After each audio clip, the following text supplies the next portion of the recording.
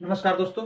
हम लोग देखते हैं कि जब भी हमारे देश में चुनाव का मौसम आता है तो उसमें जो भी कैंडिडेट भाग लेते हैं उनके द्वारा चुनाव में काफी ज्यादा पैसों का खर्च किया जाता है। तो इसी मामले में अभी सुप्रीम कोर्ट में एक याचिका दायर की गई थी जिस पर सुप्रीम कोर्ट ने चुनाव आयोग को त्वरित कार्यवाही करने के लिए आदेश दिया है। तो चलिए जानते हैं।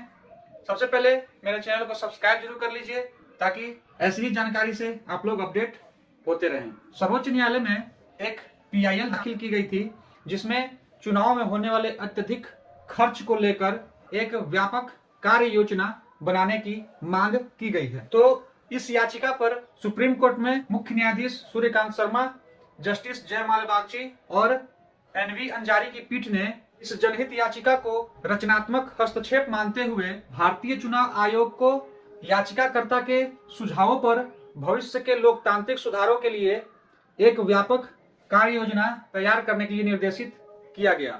याचिकाकर्ता ने इस संबंध में दिल्ली स्थित एक केंद्रीय मीडिया अध्ययन विभाग द्वारा एक रिपोर्ट को प्रस्तुत किया था जिसमें चुनाव संबंधित सारे व्ययों का विवरण दिया गया है। इस पर चुनाव आयोग ने भी अपना हलफनामा प्रस्तुत करते हुए रिपोर्ट की प्रामाणिकता पर सवाल उठाया है और साथ में यह भी कहा है कि चुनाव के दौरान चुनावी खर्चा की निगरानी के लिए एक सुदृढ़ तंत्र पहले से ही मौजूद है। इस संबंध में चुनाव आयोग ने यह भी स्पष्ट किया कि पहले से ही व्यय पर्यवेक्षक और सहायक व्यय पर्यवेक्षक तैनात किए गए हैं। इसके अलावा मीडिया निगरानी दल और व्यय निगरानी दल पहले से ही तैनात है। इसी प्रकार लेखा दल, शिकायत निगरानी दल और कॉल सेंटर भी स्थापित किए गए हैं। एक अलग मीडिया प्रमाणीकरण और निगरानी समिति है जिन्हें चुनाव के दौरान होने वाली अनियमितताओं के पता लगाने के लिए जिम्मेदारी सौंपी गई है।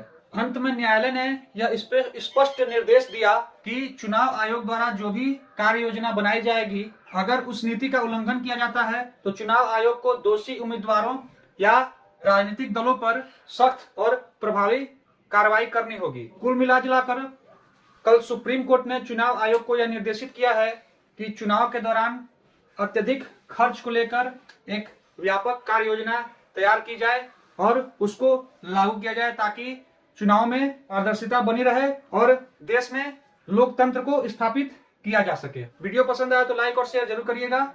मिलते हैं आपसे अगले वीडियो में ऐसी ही जानकारी के साथ। तब तक के लिए धन्यवाद दोस्तों।